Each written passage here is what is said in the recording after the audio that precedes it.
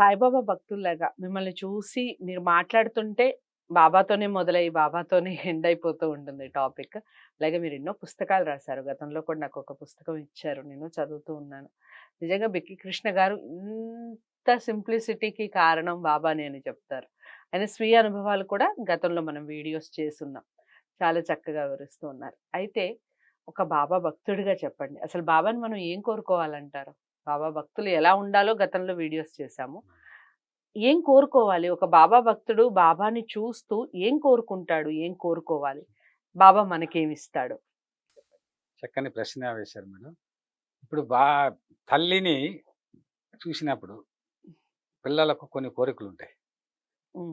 మళ్ళీ మన కోరికలు ఏ కోరికైనా కూడా తల్లి దగ్గర మన స్వేచ్ఛగా యథేచ్ఛగా అడుగుతాం. బాబా దగ్గర ఏ కోరికైనా కోరుకోవచ్చు. బాబాని చెప్పారు, నా భక్తులు ఏమి కోరుకుంటారు కోరనివ్వండి, వాడికి కోరేవే నేను ఇచ్చేదేదో వాడు కోరేంత వరకు అన్నాడు. కోరనివ్వండి, వాళ్ళ కోరికలన్నీ తీరుస్తాను. వాళ్ళ కోరికలు తీర్చినప్పుడు నా పైన నమ్మకం ఏర్పడుతుంది. అప్పుడు నా వైపు వస్తారు, అప్పుడు నా మార్గంలో నడుస్తారు, వాళ్ళని నేను గమ్యం చేరుస్తాను అన్నాడు. కాబట్టి కోరుకోవచ్చు. బట్ ఇప్పుడు చిన్న పిల్లలు ఉన్నారు, చిన్నప్పుడు మనకు చాక్లెట్లు అంటే ఇష్టము చిన్న పిల్లలకు. ఆ చాక్లెట్ సర్వం. ఎందుకు? ఆ చాక్లెట్లు అనేటువంటి ఇది ఇంద్రజాలం అషడ్వర్గాల మాయాజాలం జీవితం అని రాశాను. ఇంద్రియాలు చిన్నపిల్లలకు చాక్లెట్లు, పెద్దవాళ్ళైనా ముసలి వాళ్ళైనా ఎక్కడికైనా వెళ్ళినప్పుడు చాక్లెట్ తింటే ఏమనుకుంటారు, కానీ తినాలని బుద్ధి ఉంటుంది. ఒక పెళ్లికి వెళ్తారు, ఆ స్వీట్ తినాలని ఉంటుంది, ఆ లడ్డులు కనిపిస్తాయి, కానీ తీసుకుంటే ఎవరు చూస్తే ఏమనుకుంటారు, ఎవరు లేదనుకుంటే తక్కువ తీసుకుంటారు. అసలు ఎవరు ఏమనుకున్నా పర్వాలేదనే తీసుకుంటారు కొద్దిమంది వాళ్ళకి అర్థం జిహ్వ అలా అనిపిస్తుంది. ఏంటంటే రూప రస గంధ అదులు చాలా ప్రమాదకరాలు అంటారు. ఒక రూపం చూసినప్పుడు వాడు యోగి అయినా కూడా, విశ్వామిత్రుడు లాంటి వాడు మేనాకను చూసి 60 ఏళ్ళు తపస్సు చేసి లాస్ట్కి అంటే శబ్దం, ఒక శబ్దం మంచి శబ్దం వినాలండి. రూపము రసము. రసం అంటే ఎంత నిగ్రహంగా ఉన్నాడండి విశ్వామిత్ర గారి చరిత్ర చూస్తే చదివితే అంత గొప్ప ఋషిగా తపస్సు చేసాడు. ఆయన పడ్డ కష్టాలు తపస్సు ఎవరు పడలేదు, ఏ ఋషి. మన దేశం సుమారు 60. ఈ రోజున మనం సుప్రభాతం పాడుకుంటున్నాం అంటే, సుప్రభాతం వింటున్నాం అంటే ఆయన పుణ్యమే కదా. అటువంటి వ్యక్తే రూపమును చూసి మోహితుడయ్యాడు.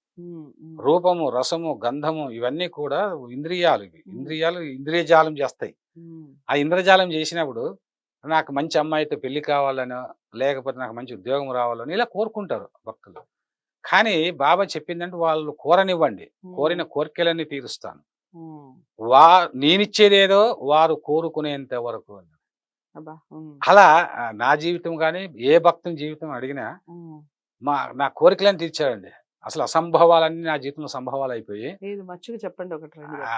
నాకు ఏది కావాలంటే ఇది ఇచ్చాడండి. అన్ని కొన్ని చెప్పలేము, చెప్పదగినవి అందరు తెలుసుకోవాలి కదా.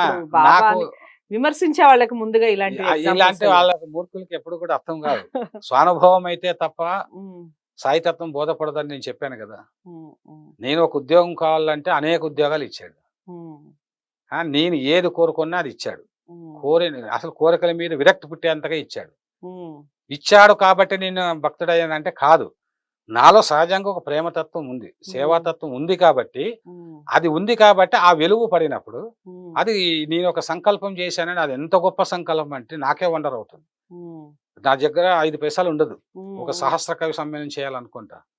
అనుకున్న మరుసటి రోజే ఎవరో ఒక అతను వస్తాడు, సార్ మీరు ఎంతో సేవలు చేస్తున్నారు, నేను ఒక 10 లక్షలకు పెట్టి ఒక 500 మందికి కాల్సింటే చేస్తాను. 500కి ఇచ్చేది ఇంకొక 500 ఓకే, 1000 రూపాయలు 1000 మందికి పెడతానండి. అట్లా ఇప్పుడు అవినిగడ్డలో చేశాను నేను. మనము ఎందుకంటే పరుల కోసం ఎప్పుడైతే ఆలోచిస్తామో ఖచ్చితంగా బాబా అనుగ్రహం ఉంటుంది. అసంభవాలండి అసలు మా జీవిత చరిత్రలు అంటే.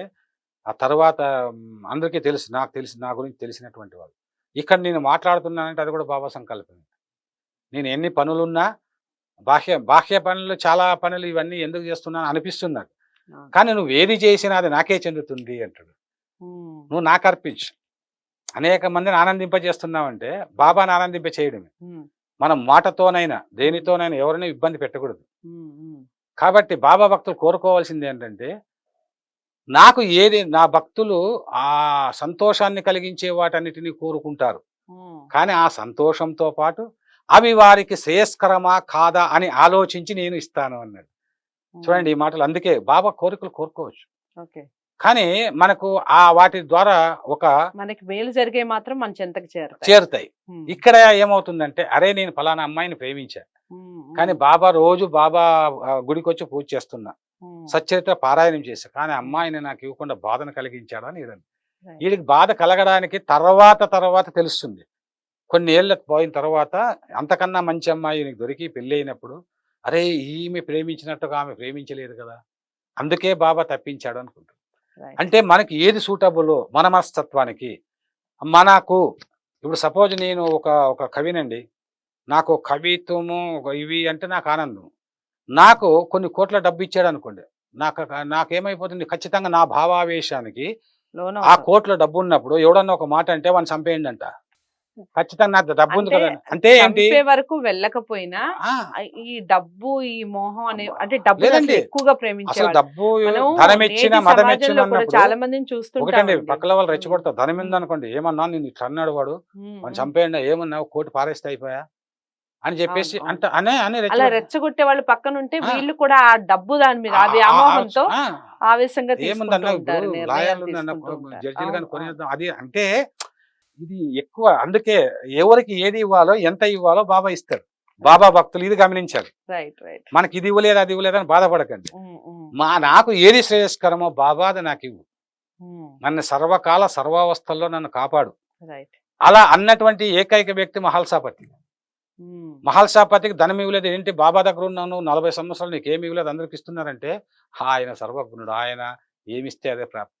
తర్వాత మహల్సాపతి కొడుకు మార్తాండని, అతనికి పూనాలోన కోటీశ్వరుడు అనమాట, అంత ధనం ఇచ్చేస్తాడు.